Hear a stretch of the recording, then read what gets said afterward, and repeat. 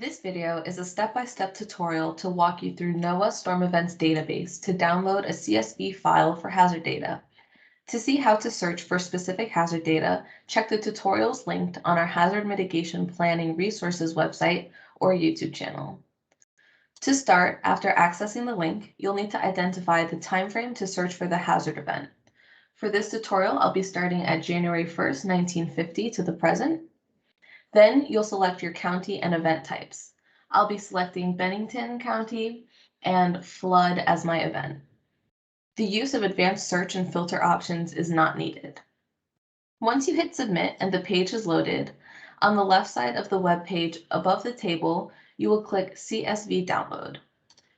It should begin downloading, or there will be a pop-up to open the file to download. Opening in the default Notepad application will not work.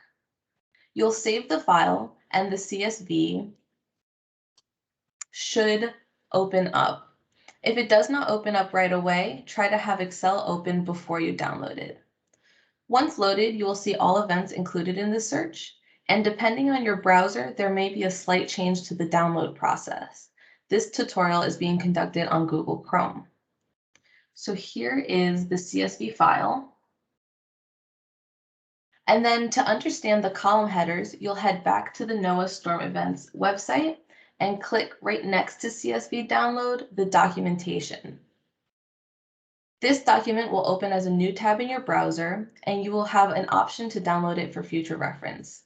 Here you will find the key for the column headers with description of the information in each column.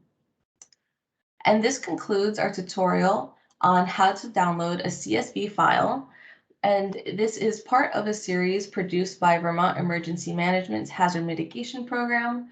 For more information, you can find us on the web, email us, or see more tutorials on our YouTube channel.